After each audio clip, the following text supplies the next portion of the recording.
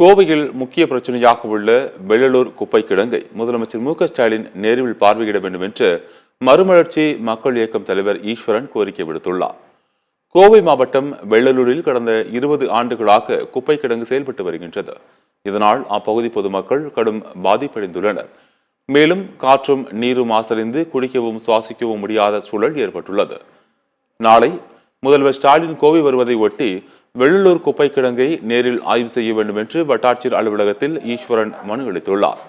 பின்னர் செய்தியாளர்களை சந்தித்த அவர், வெள்ளலூர் குப்பை கிடங்கிற்கு தீர்வு கிடைக்காவிட்டால் அடுத்த முறை முதல்வர் ஸ்டாலின் கோவை வரும்போது கருப்பு கொடி காண்பித்து போராட்டம் நடத்தப் போவதாகவும் தெரிவித்தார். வெள்ளலூர் குப்பை கிடங்கு பிரச்சனை என்பது நீண்ட காலமாக தீர்க்க முடியாமல் இருக்கின்றது. ஒரு மாவட்டத்துக்கு ஒரு முதலமைச்சர் வர்றாருன்னு சொன்னா அந்த மாவட்டத்தில் எந்த பிரச்சனை நீண்ட நாளா இருக்கு, எத்தனை மக்கள் பாதிக்கப்படுறாங்கிறத தெரிஞ்சுக்கிட்டு அந்த பகுதிக்கு நேரடியாக சென்று ஆய்வு செய்து அந்த மக்களுக்கான தீர்வை ஏற்படுத்தி தர வேண்டும். அதுதான் முதலமைச்சருடைய பணி. ஆனால் கடந்த முறை முதலமைச்சர் வந்தபோது நாங்கள் உண்ணாவிரத போராட்டம் நடத்தினோம். நேரடியாக முதலமைச்சர் வெள்ளலூர் குப்பை கிடங்கிற்கு வந்து ஆய்வு செய்ய வேண்டும் என்று கோரிக்கை வைத்து உண்ணாவிரதம் இருந்தோம்.